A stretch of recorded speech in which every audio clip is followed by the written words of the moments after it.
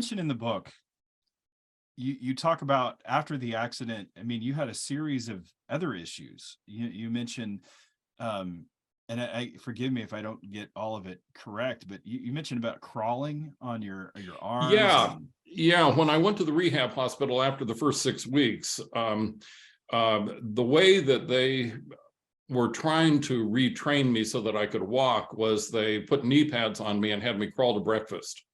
And the idea was, this was in 1967, so you had people who had been in the Vietnam War, and they were trying these new ways of trying to get people repatterned. And that was one of the ways that they tried to get me repatterned.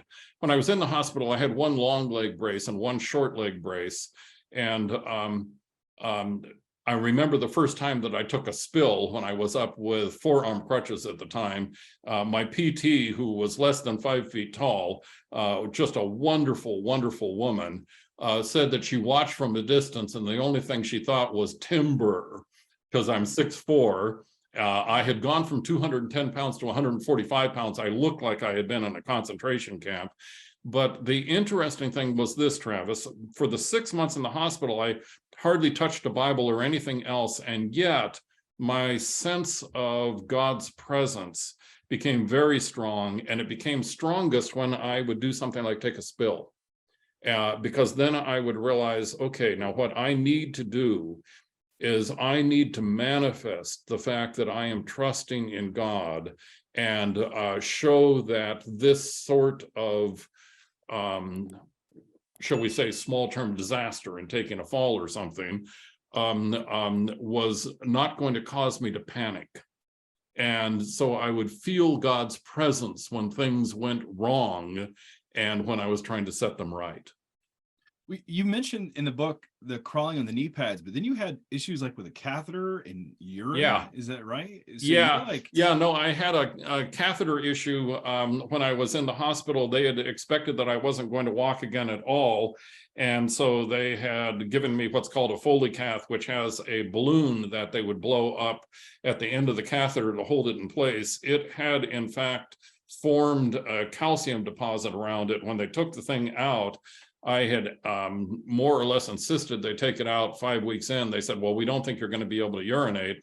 I said, if you don't take it out, I'm going to take it out. When they took it out, there was a lot of blood. Nobody knew what had happened.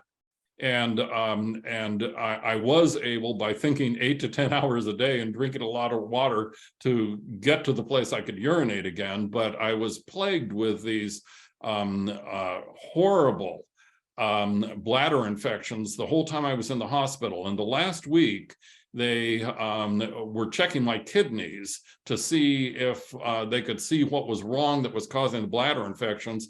They saw this shadow in my bladder, which in fact was this unbroken calcium deposit.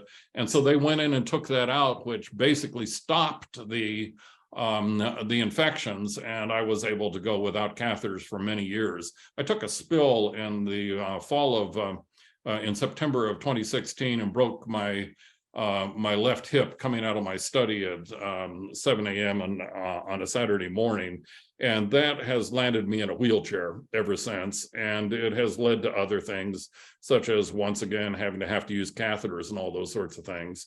It's interesting how even that sort of stuff can be a way of reminding me of my dependence upon God and finding my communion with Him to be so central to who I am, that if God were to appear, let's say Jesus were to appear before me today and say, look I'll take away all the effects of your accident, you can walk and run again and all those sorts of things, do you want it? I think my answer would be no.